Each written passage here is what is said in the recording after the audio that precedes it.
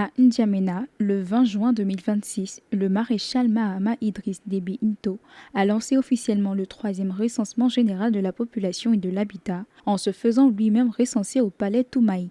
17 ans après le dernier exercice, le pays mobilise 35 000 agents pour un mois de collecte entièrement numérique, grâce aux tablettes et aux images satellites. Particularité de cette édition, elle est couplée à un recensement agricole afin de réunir en une seule opération des données démographiques et économiques. Soutenu par l'UNFPA et la Banque mondiale, ce chantier statistique doit fournir un atlas complet de la population et des projections provinciales. Objectif affiché, mieux planifier les politiques publiques et renforcer l'attractivité du pays auprès des investisseurs. À Sao Tomé le 18 juin 2026, l'Agence nationale du pétrole a confirmé vouloir finaliser avant la fin de l'année des contrats de partage de production pour les blocs 7, 8 et 9 de sa zone économique exclusive. Ces blocs, mis aux enchères en mai 2026, offrent aux opérateurs une participation allant jusqu'à 85%. Shell et Galp figurent parmi les compagnies ayant manifesté leurs intérêts. Selon Upstream, la procédure de soumission des offres, ouverte jusqu'au 30 juin 2026, exige des dossiers techniques et financiers distincts pour chaque bloc. Dans un contexte de regain d'intérêt pour l'Atlantique africain, les premières campagnes sismiques et forages pourraient démarrer avant fin 2026.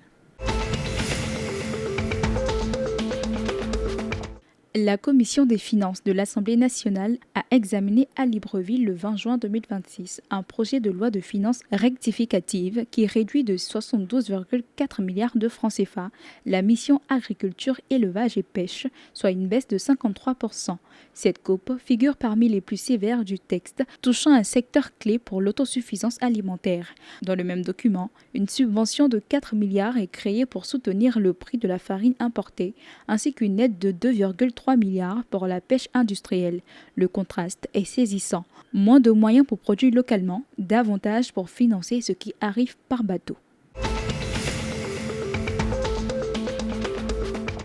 À Yaoundé, le 20 juin 2026, le ministre de la fonction publique, Joseph Lay, a révélé devant l'Assemblée nationale que le Cameroun compte 306 159 agents publics en activité et 160 285 pensionnés, soit un total de 466 444 personnes inscrites au fichier solde.